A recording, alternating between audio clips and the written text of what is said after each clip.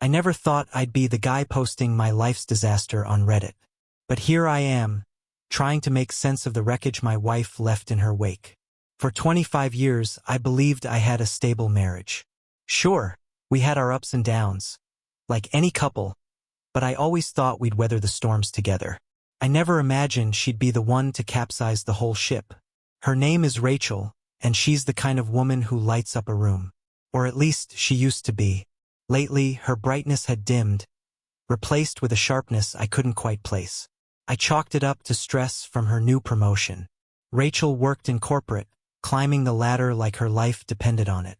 Her boss, Mr. Harrington, was a name I'd heard too many times. Harrington said this, or Harrington thinks that. I didn't think much of it at first. It was normal work talk, or so I thought. Things started to shift about 6 months ago. Rachel began working later than usual. She'd leave early, come back late, and spend hours glued to her phone. At first, I gave her the benefit of the doubt. She was ambitious, and I wanted to support her. But the changes in her behavior didn't stop there. She started pulling away emotionally. Our conversations became short, her patience thin. Intimacy? Forget it. She always had some excuse. Too tired, too stressed, too busy. I tried to ignore the growing pit in my stomach, telling myself this was just a rough patch. But deep down, I knew something was wrong. The breaking point came 2 weeks ago. Our daughter, Emily, was getting married. It was supposed to be the happiest time of our lives, celebrating the beautiful family we'd built. But instead, it became the stage for Rachel's ultimate betrayal.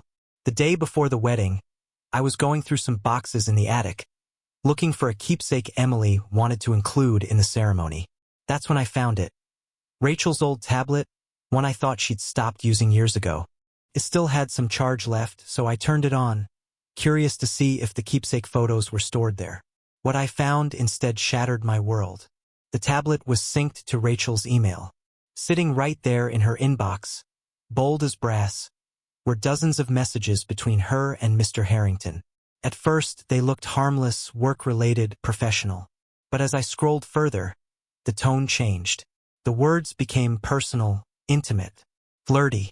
My stomach dropped when I saw the photos. Not explicit, but far too suggestive for a married woman to send to her boss. The final nail in the coffin was a calendar invite for a hotel reservation. The date coincided with one of Rachel's so-called business trips. My hands trembled as I pieced it all together. She wasn't just spending long hours at the office. She was spending nights with him. I confronted her that evening, right after Emily left to stay at her fiancé's house for the night. "Rachel," I said, holding up the tablet. "What the hell is this?" Her face turned pale, her mouth opening and closing like a fish gasping for air. "Eric, where did you get that?" she stammered, her voice barely above a whisper. "That doesn't matter," I said, my voice trembling with rage. "What matters is why my wife has been sneaking around with her boss." She tried to deny it at first, of course. "It's not what you think," she said, shaking her head. "He's just a mentor. Someone I look up to." "A mentor?" I spat, slamming the tablet onto the counter. "Mentors don't book hotel rooms with their ments, Rachel. Do you think I'm an idiot?" Her defenses crumbled, and the truth came spilling out in a flurry of excuses. "It didn't mean anything," she said, tears streaming down her face. "It was just a mistake. A stupid, meaningless fling. I swear it's over." "Over?" I said, my voice rising. "How convenient for you. Do you think that makes it okay? Do you think that erases the lies, the betrayal, the complete disregard for our family?" Rachel tried to reach for me, but I stepped back. I couldn't bear to look at her, let alone let her touch me. "Eric," she pleaded, "please, don't let this ruin everything. We have Emily's wedding tomorrow. Can we just get through that before we deal with this?" Her audacity stunned me. She wanted me to put on a happy face, to play the role of the loving husband for one more day, as if that would make any of this less devastating. "Fine," I said coldly, "for Emily. But don't think for a second that this is over." That night I barely slept. My mind raced with anger, betrayal, and questions I didn't want to face. How long had this been going on? How could she do this to me, to Emily, to our family? And most importantly, how was I supposed to keep it together tomorrow? Morning came too quickly, and with it, the weight of pretending everything was fine. Rachel acted as if nothing had happened, smiling and laughing as she got ready for the wedding. It was infuriating to watch her play the part so effortlessly while I was barely holding myself together. At the ceremony, I kept my distance. I avoided her whenever possible, focusing all my energy on Emily. She looked radiant, so full of joy and hope for her future. I envied her innocence, her belief in love. She didn't know that the very foundation of her parents' marriage had just crumbled beneath her feet. The reception was where everything came to a head. Rachel had too much wine, her laughter a little too loud, her smile a little too forced. I could see the cracks in her facade, the guilt and anxiety bubbling beneath the surface. And then, during her toast, she did something I'll never forget. She stood up, glass in hand, and began speaking. "I just want to say how proud I am of Emily and how happy I am for her and Mark," she began, her voice trembling slightly. "Marriage is a journey. It's not always easy, but it's worth fighting for. And sometimes we make mistakes. But love is about forgiveness, about moving forward together." The room fell silent. Her words hung in the air like a grenade, seconds away from detonation. People glanced at each other, confused, while I sat frozen in my seat, my heart pounding. She wasn't just talking to Emily. She was talking to me, to everyone in the room. It was a public plea for redemption, wrapped in a speech that should have been about our daughter. I couldn't take it anymore. I stood up and walked out, leaving Rachel standing there, her glass raised, her face a mask of shock and desperation. That was the moment I knew there was no going back. Rachel had crossed every line, and now she'd brought our private disaster into the public eye. The question was, how far was I willing to go to make her face the consequences? I didn't stop walking until I was outside, the cold night air hitting my face like a slap. My heart was pounding, my hands trembling. I leaned against the side of the building, trying to catch my breath, trying to process what had just happened. Rachel had turned what was supposed to be a celebration of love into a thinly veiled confession. I could feel the weight of every guest's confused stares as I left the room. Minutes later, Mark, my son-in-law, found me. "Eric, are you okay?" he asked, his voice filled with concern. I nodded, forcing a weak smile. "Yeah, I just needed some air." He looked like he didn't believe me, but he didn't push. "Emily's wondering where you are. The father-daughter dance is coming up." I took a deep breath and nodded again. "I'll be there." As I walked back inside, I could feel the tension in the air. People were whispering, their eyes darting between Rachel and me. She was sitting at the head table, her expression composed, but I knew her well enough to see the panic beneath the surface. She had realized her mistake too late. The father-daughter dance was bittersweet. Emily looked beautiful, her smile radiant as we swayed to the music. For a moment, I let myself forget about Rachel, about Harrington, about everything. This was Emily's night, and I wasn't going to let Rachel's mess ruin it. But as the song ended, my resolve cracked. Rachel was back at the table, sipping wine and avoiding my gaze. I could feel the rage bubbling up again. I needed answers, and I wasn't going to wait until the wedding was over to get them. After the reception, once the guests had left and Emily and Mark were off to their honeymoon, I cornered Rachel in the kitchen of our house. She was still in her dress, a glass of wine in hand, pretending as if nothing had happened. "What the hell was that toast?" I demanded, my voice low but filled with fury. She set the glass down and sighed, her calm facade slipping. "Eric, I was trying to be honest, trying to show you that I regret what happened." "You regret what happened?" I snapped. "You mean you regret getting caught?" Rachel flinched but quickly recovered. "That's not fair. I didn't mean for any of this to happen. It got out of control." "You didn't mean for this to happen?" I repeated, my voice rising. "You cheated on me, Rachel. You lied to me, to our family. And now you've humiliated me in front of everyone at our daughter's wedding." She crossed her arms, her expression hardening. "I wasn't trying to humiliate you. I was trying to fix things." "Fix things?" I laughed bitterly. "You think a few cryptic words in a toast are going to fix this?" Rachel didn't respond, her silence speaking volumes. She didn't have an answer because there wasn't one. She had destroyed our marriage, and now she was scrambling to pick up the pieces. That night, as I lay in the guest room staring at the ceiling, I made a decision. I wasn't going to let Rachel dictate the narrative anymore. I was done being the clueless, trusting husband she took for granted.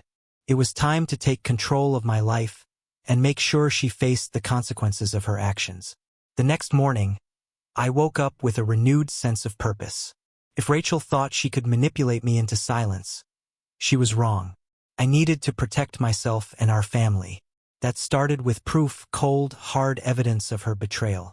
While Rachel was out running errands, I searched the house. I checked her laptop, her drawers, even her closet. Finally, in her desk, I found what I was looking for. Receipts for expensive dinners, hotel stays, and plane tickets. All booked under her name and Harrington's. My hands shook as I photographed everything. This wasn't just about the affair anymore. She had been using our shared finances to fund her secret life. I felt a mix of rage and relief. Anger at her betrayal, but satisfaction knowing I now had leverage. That evening, Rachel returned home, acting as if nothing had happened. She greeted me with a forced smile, but I could see the tension in her eyes. She knew the toast had opened a Pandora's box she couldn't close. "How was your day?" she asked casually, pouring herself a glass of wine. "Productive," I replied, keeping my voice neutral. "We should talk soon." Her hand froze on the wine bottle. "Talk about what?" I didn't answer. Instead, I walked out of the room, leaving her standing there. She wouldn't know when or how, but I was about to change everything. The tension between Rachel and me was palpable the next morning. She was trying to act like everything was normal. Making breakfast, humming a tune, asking about my plans for the day. But I could see the cracks in her performance. Her hands trembled slightly as she flipped pancakes, and her smile didn't quite reach her eyes. I decided it was time to confront her directly. Sitting down at the table, I pulled out my phone and slid it across the surface toward her. On the screen were the photos of the receipts I had found. "Care to explain these?" I asked calmly. Rachel froze, her spatula hovering mid-air. Slowly, she set it down and turned to face me. Her face went pale when she saw the screen. "Where did you get those?" she asked, her voice barely above a whisper. "Does it matter?" I said, my tone sharp. "You've been using our money, our family's money, to fund your little escapades with Harrington. How long did you think you could keep this up?" She opened her mouth, then closed it again, clearly struggling to find the right words. Finally, she said, "Eric, it's not what you think." I couldn't help but laugh bitterly. "Really, Rachel? Because it looks exactly like what I think. Dinners, hotels, trips, all paid for with our money while you carried on with your boss." "It wasn't like that," she said, her voice rising. "Yes, I made mistakes. But it's not just about the money, it's about us, Eric. You've been distant for years. I felt invisible, unimportant. And that justifies betraying me? Betraying Emily and our family." I shot back, my voice shaking with anger. "You could have talked to me, Rachel, but instead you chose this." Her expression hardened, and for the first time, I saw the defiance in her eyes. "You want to blame me for everything? Fine. But don't act like you're some perfect husband.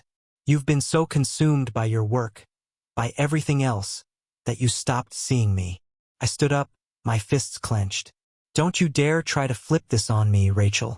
I worked hard for this family, for you, and this is how you repay me." She stormed out of the kitchen, slamming the door behind her. I stayed at the table, my chest heaving, trying to calm myself down. Her attempt to shift the blame had only confirmed what I already knew.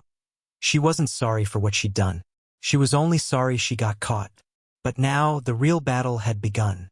I wasn't going to let her manipulate her way out of this, and I wasn't going to let her destroy everything I'd built. If she wanted a fight, I was ready. And this time, I was going to win. Rachel avoided me for the rest of the day, retreating into the bedroom like a cornered animal. I could hear her pacing, muttering to herself, likely trying to figure out her next move. I didn't bother trying to talk to her again. The time for discussion was over. Now it was all about strategy. That evening, as I sat in the living room scrolling through my phone, Rachel finally emerged. Her hair was disheveled, and her expression was a mix of exhaustion and anger. She stood in the doorway, arms crossed, glaring at me. "So, what's your plan, Eric?" she asked, her voice sharp. "You're just going to humiliate me? Tear our family apart? Is that what you want?" I set my phone down and looked at her. "What I want, Rachel, is accountability. I want you to take responsibility for what you've done." Her laugh was bitter, almost mocking. "Accountability? You think this is all on me? You've been ignoring me for years. Eric, I felt like I didn't even exist to you anymore. And instead of talking to me, instead of trying to fix things, you turned to Harrington." I shot back, my voice rising. "You made this mess, Rachel. Not me." She shook her head, a sardonic smile playing on her lips. "Fine. You want to play the victim? Go ahead. But let me remind you, Eric, that you're not exactly a saint." "Spare me the deflections," I said coldly. "This isn't about me. This is about your lies, your betrayal. And now you're going to face the consequences." The next morning, I took the first step in protecting myself. I contacted a lawyer, Susan, a no-nonsense woman recommended by a colleague. I laid everything out for her. The affair, the financial misuse, the evidence I'd gathered. Susan listened intently, her pen scratching notes on a legal pad. "You've done your homework," she said when I finished. "This is solid. If she tries to fight you, she doesn't stand a chance." "I don't want a long, drawn-out battle," I said. "I just want to protect myself and Emily from any fallout." Susan nodded. "We can file for separation and draft a postnuptial agreement. It'll ensure she can't take advantage of you financially. As for custody, since Emily's an adult, that won't be an issue. But you'll need to be prepared. Rachel's going to fight this." "I know," I said grimly, "but I'm not backing down." When I got home, Rachel was waiting for me. She was sitting at the kitchen table, a glass of wine in her hand, her expression unreadable. "Where were you?" she asked as I walked in. "None of your business," I replied, walking past her toward the stairs. "Eric," she called after me, her voice softer now. "We need to talk." I stopped but didn't turn around. "About what?" "About us," she said. "About how we move forward." I laughed bitterly and turned to face her. "Move forward? After everything you've done? There's no moving forward, Rachel. Not for us." Her eyes narrowed, and the softness vanished. "So that's it? You're just going to throw away 25 years of marriage?" "You already threw it away," I said, my voice low but firm. "Now, I'm just cleaning up the mess." That night I couldn't sleep. I lay awake in the guest room, staring at the ceiling, thinking about everything that had led us to this point. Rachel's betrayal, her lies, her audacity. It was all too much to process. But one thing was clear. I couldn't let her win. Not this time. The next few days passed in tense silence. Rachel tried to play the role of the doting wife, cooking dinner, asking about my day, acting as if everything was normal. But I wasn't buying it. Every interaction felt like a chess match, each of us waiting for the other to make the next move. And when I finally handed her the postnup, I knew the real battle was about to begin. Rachel stared at the folder I had placed on the table as if it were a live grenade. She didn't touch it, didn't open it. She just sat there, her jaw tightening, her eyes narrowing. "What's this?" she asked, her voice low and dangerous. "It's a postnuptial agreement," I replied evenly, sitting across from her. "It outlines how we move forward from here, financially, legally, and otherwise. If you're serious about fixing this, you'll sign it." Her laugh was sharp, bitter. "Fixing this? Are you kidding me? This isn't about fixing anything, Eric. This is about control. You want to punish me, don't you?" "No, Rachel," I said, my tone steady. This is about protecting myself. You've lied, cheated, and used our money to fund your affair. I'm done playing the fool. She stood up abruptly, pushing her chair back with a screech. And what happens if I don't sign? What then? Are you going to drag me through the courts? Humiliate me in front of Emily? Destroy what's left of this family? I looked at her, my expression hard. If you don't sign, we go to court. And trust me, Rachel, I have everything I need to win. The receipts, the messages, the hotel bookings, it's all there. You can't talk your way out of this. Her face twisted with anger, but for the first time, I saw something else beneath it. Fear. She was realizing she had lost control of the narrative. You really think you're the victim here, don't you? She hissed. You think you've been the perfect husband, but you haven't, Eric. You've been cold, distant. Stop it. I cut her off, my voice sharp. I'm done listening to your excuses. This isn't about me, Rachel. This is about you and the choices you made. She stood there for a moment, her chest heaving, her fists clenched. Then, without another word, she stormed out of the kitchen and up the stairs, slamming the bedroom door behind her. The house was eerily quiet after that. I sat at the table for a long time, staring at the folder, wondering if I'd pushed her too far, or not far enough. The truth was, I didn't care anymore. Rachel had made her bed, and now she had to lie in it. The next day, I met with Susan again to finalize the details. She was impressed with how much I had already gathered. This is airtight, she said, flipping through the folder of evidence I'd brought. If she refuses to sign, the court will have no choice but to side with you. That's all I want, I said, to protect myself and my daughter. Susan nodded, her expression serious. Then let's make sure she knows you're not bluffing. That evening, Rachel emerged from the bedroom, her face pale, her eyes red-rimmed. She sat across from me at the kitchen table, the post-nup in her hands. I read it, she said, her voice quiet. And? I asked, my tone neutral. She looked at me for a long moment, as if searching for something. Sympathy, forgiveness, a way out. I'll sign it, she said finally, but only because of Emily. She doesn't deserve to see this family fall apart. I nodded, keeping my expression calm. Good. Then we can move forward. But as Rachel picked up the pen and signed her name, I couldn't help but feel that this wasn't the end. This was just the beginning of the fallout. Rachel signed the postnuptial agreement, but the tension between us only grew thicker. The house became a battlefield of silent stares and clipped conversations. She moved through the days like a ghost, clearly calculating her next move. I wasn't naive. I knew Rachel wouldn't go down without a fight. A few days after signing, she finally broke the silence. I hope you're happy now, Eric, she said as I was drinking my morning coffee. Her tone was calm, almost icy. You've got your little document. But don't think for a second this means you've won. I glanced up from my cup, meeting her gaze. This isn't about winning, Rachel. It's about ensuring you can't destroy what's left of this family. She laughed bitterly. Destroy? You're the one destroying it. Dragging lawyers into this, turning our marriage into a business transaction. You're more worried about your pride than our daughter.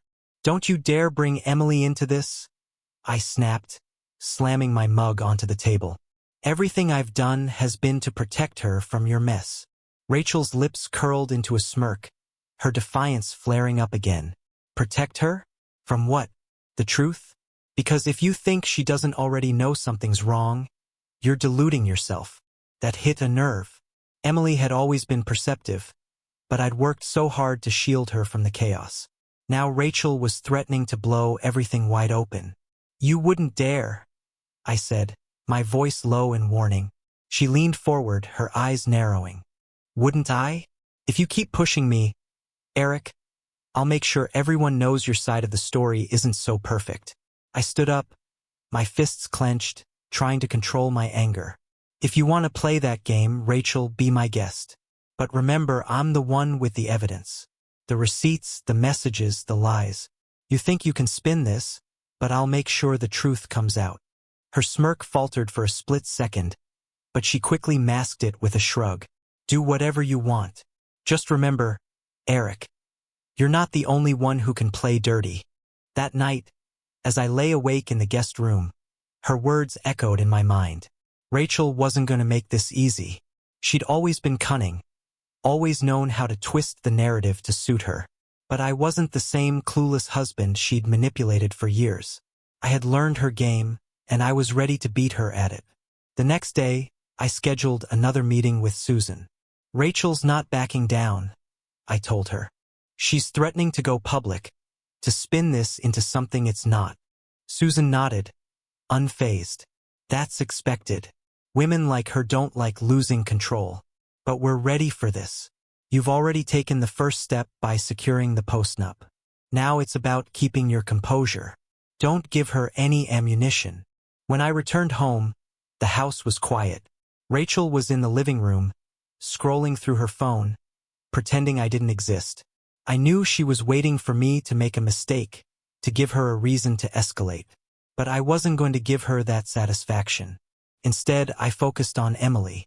I called her that evening, asking how her honeymoon was going. Her voice was bright, full of excitement as she talked about the places she and Mark were visiting. For a moment, I felt a flicker of peace, knowing she was happy and unaware of the storm brewing back home. But that peace didn't last. As soon as I hung up, Rachel cornered me in the kitchen. You didn't tell her, did you? She asked, her voice sharp. Of course not, I said, brushing past her. I'm not like you, Rachel. I don't air our dirty laundry for attention. Her face twisted in anger, but she didn't say anything. Instead, she turned and walked away, leaving me standing alone in the kitchen. I knew this battle was far from over, but I also knew one thing for certain. I wasn't going to let her win. The days that followed were tense and quiet, the calm before the storm. Rachel spent most of her time sulking in the bedroom or on her phone, no doubt plotting her next move. I stayed focused, gathering every last piece of evidence and securing our finances. This wasn't just a battle over trust. It was a war for control, and I wasn't going to lose. The tipping point came one evening when Emily called me. Her voice was hesitant, unsure. Dad, she said, I've been meaning to ask you something. Is everything okay with you and Mom? My heart sank. I had done everything I could to shield her from this mess, but Rachel had been right. Emily was too perceptive to miss the cracks. Why do you ask, sweetheart? I replied, keeping my tone as light as possible. Well, she hesitated. Mom's been different lately. At the wedding, she said some things that didn't feel like they were about me and Mark. And now, every time I call, she sounds off. I took a deep breath, trying to steady myself. Emily, your mom and I are working through some things right now. But don't worry, it won't affect you. There was a pause on the other end of the line. Okay, she said finally, though her voice carried the weight of doubt. Just let me know if there's anything I can do. I assured her everything would be fine. But as I hung up, a wave of anger washed over me. Rachel's actions had reached Emily, despite all my efforts to keep her safe. It was the last straw. That night, I confronted Rachel one final time. She was sitting in the living room, scrolling through her phone, a glass of wine in hand. Without saying a word, I placed the folder of evidence on the coffee table in front of her. What's this? She asked, her voice dripping with irritation. It's everything, I said simply. The receipts, the messages, the hotel bookings. Proof of every lie you've told, every betrayal. She froze, her fingers tightening around the wine glass. Why are you doing this, Eric? What's your goal here? My goal, I said, leaning forward, is to protect myself and Emily. You've left me no choice, Rachel. You wanted to keep this quiet, to maintain control. But now you'll face the consequences. She laughed bitterly, though her eyes betrayed her fear. And what are you going to do? Take this to court? Drag our daughter into it? Do you really think that'll make you look like the good guy? I don't care how I look, I said firmly. All I care about is the truth. And the truth is, you've destroyed this marriage, not me. The following morning, I delivered the final blow. Susan had filed for legal separation, citing infidelity and financial misconduct. Rachel was served the papers at home, her face going pale as she read them. "This is how you want it to end?" she asked, her voice trembling with anger.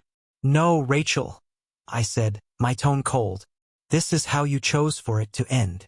The weeks that followed were a whirlwind of legal proceedings and tense conversations. Rachel tried every trick in the book, gaslighting, manipulation, even playing the victim. But none of it worked. The evidence was undeniable, and the postnuptial agreement left her with no leverage. Emily eventually found out the truth, despite my efforts to keep her in the dark.